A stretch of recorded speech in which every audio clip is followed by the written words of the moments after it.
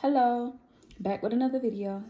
I'm sitting here writing, um, just getting into I already have the habit of writing and journaling, but I'm writing this on Google Docs because I think eventually at some point I would like to share my thoughts and my experiences with the world for the purpose of bettering and teaching different things that I've learned in this lifetime.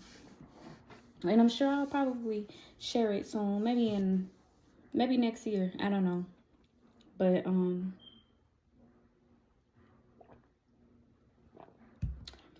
today what I started writing was this. I now realize that for as long as I can remember, I have been a people pleaser. And this is interesting because when I didn't feel as if I was being treated fairly, it was a big deal to me. But now that I am able to sit here and reflect, I realize that I was asking or expecting others to be intentional about pleasing me as I was them. It is this realization that helped me realize that I had to cut it out. Prioritizing meeting other people's needs meant that I was placing my needs last. I only had myself to blame for my misfortune. Have you realized, this is just for the people who have been people pleasers, but have you internalized or realized that you were literally causing your own issues and troubles? So the reason I say that is because if pleasing another individual does not also please me, and I'm going to just say it like that because it is what it is. If pleasing somebody else does not also please me, that means that I am misplacing my energy. So for example, if it pleases me to feed the homeless, then I'm charging myself while also being there and of aid to another individual. That's positive to me. That's good. That is a situation where I'm positively giving out my energy, because at the end of the day, it's not leaving me with a low battery or leaving me feeling some type of way that I felt like I had to be so giving, and then turned around and looked at the homeless person like, well, it's your fault, you homeless.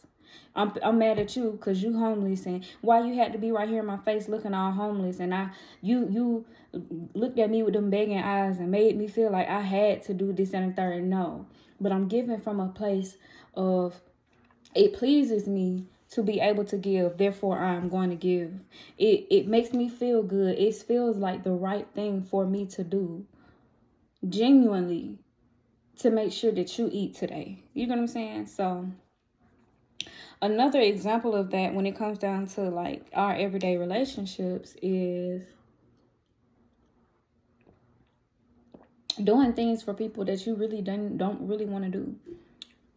Like, for example, I do hair. And an example of that would be if you have close friends or anything like that who you feel like may take advantage of you because you have these gifts and they don't want to pay, but they want the beauty. You get what I'm saying? And you may feel obligated, or the people pleaser in you may feel like you have to show up for them in a certain way, when in reality you feel some type of way that they don't feel the need to show up for you financially. They don't feel the need to show up for you in the ways that you feel the need to be showed up for. And I'm not talking about bartering. I'm talking about a simple neglect of energetic exchange. You know what I'm saying? Like, they're like, oh, can you do this for me, girl? Please, girl. Da, da, da, da. And when you do mention money or the fact that you have bills that need to be paid, it becomes an issue. You know what I'm saying? So now you're just like, oh, well, don't worry about it. I'll do it. No, because that's not going to do anything but have you drained. You just used up your energy, and you don't feel good about that. You feel like, dang, she wrong for da da da da da da da da. Now you got malice and you're upset towards somebody, when in reality you could have just said no. You could have had your boundaries. And I'm realizing that I'm still working on that now. Like, I am having to respect my own no.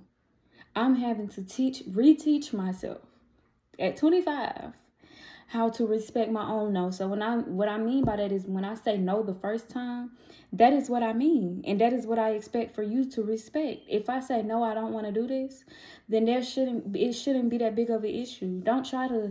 There should be no trying to convince me, because essentially what I'm realizing is that when I say no and somebody tries to like demean my no or brush off my no or make it seem as if my no is me doing too much or something, or that when basically my no feels like it's not being respected or honored, I realize that I in turn feel some type of way about that person. But all I gotta do is stand my ground and say I said no. It's a no. Done deal. No. And that way, now I walk away from the situation feeling like I took up for myself and that I respected my own boundaries. And I don't have a reason to feel any type of way about the other person involved, because it's no longer my business. It's not my business that somebody else feels some type of way about me taking up for my own personal boundaries or my own standards, or me not wanting to use my energy or give my energy in a particular way. That is okay. I have every right to say no.